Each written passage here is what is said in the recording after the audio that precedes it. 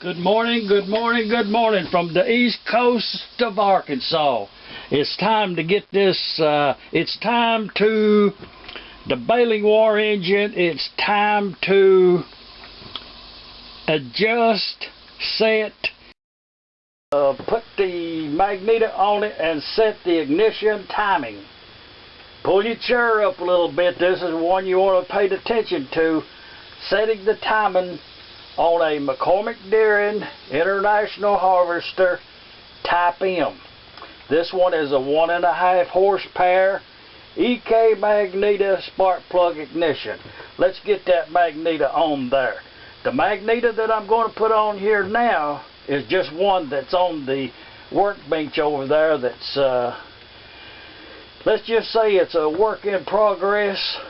The Magneto that goes on this engine did not have a kill button in it, and the one I'm going to put on here for instructional purposes, well, I'll show it to you. Let's get on with it. But first, let me show you something.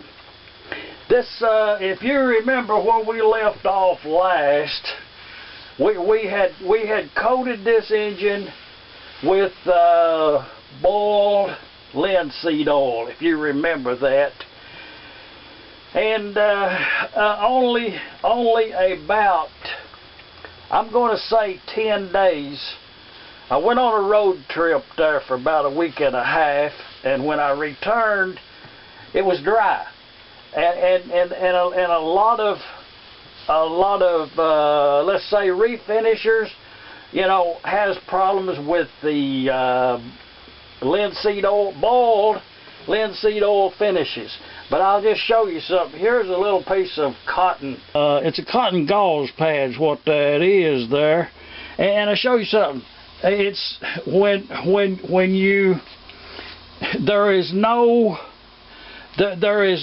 stickiness at all on this finish here. It is dried 100%. If you can see that, there is no lint whatsoever adhering to the engine in any places. The little nooks, crannies, anywhere that you touch the engine with the cotton gauze, there's no stickiness at all, is the point of this right here. It's completely dried. It's dry to the touch.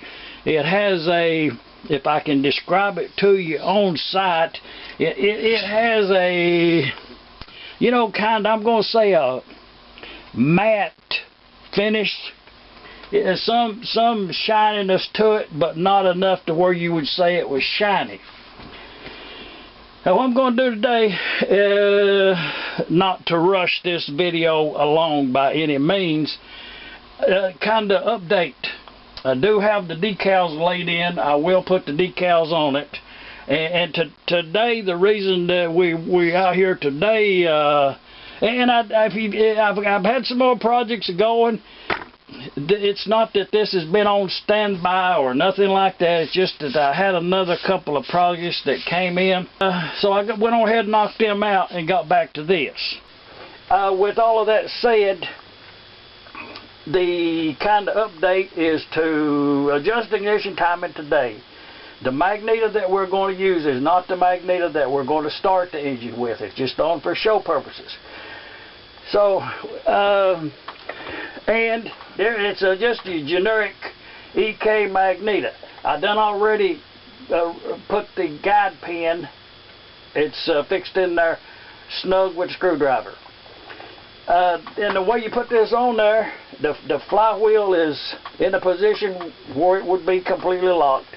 And you just put this right down in there like that. Put that guide pin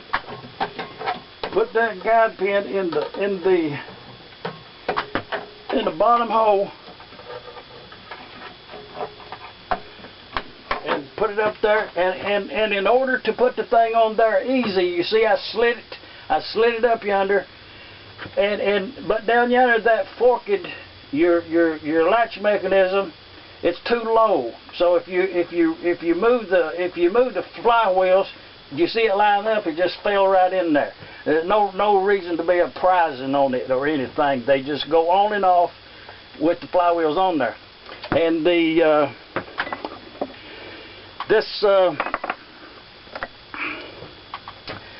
the top bolt there is the only one that holds this Magneto on. It just has one, so we'll set that tight. It's probably work that in there with the hand. Bring that up like that. And now see, I have made no attempt to rock the Magneto forward or backward. It's just where it was at. So I'm just going to kind of hold it in that position, tighten that up. That's good enough. It's tight. The first observance to make is, now keep it in mind that this Magneto was never on this engine before. The armature is out of a different Magneto, the deck plate is out of another Magneto, so it's a mismatch of parts. And even the mechanism, all of this in here is the best part, so it's a mismatch of parts. The first observance that you want to make in order, if you need to make some adjustments, is to look right up in the bottom down yonder where that roller is. Right in yonder where that roller is at, in that little gap yonder, and you want to observe the clearance on each side of that arm right there. If the bottom of that Magneto, the bottom of that armature where the roller is, if they have been thrown around at the flea market and all, occasionally that will get bent sideways. So if it's making contact on either side, then it will pull your armature at an angle.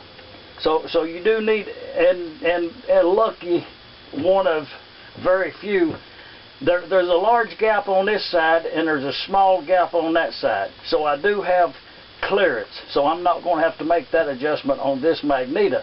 The one that I use on here, I may have to do that, so just keep that in mind.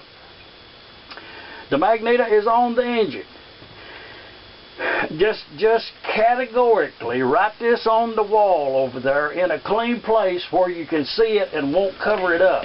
After the Magneto has been charged, been cleaned up, rebuilt, replaced, and been charged, at that point there is no benefit, there is no test that you will know that will require you to disengage that armature from the cores.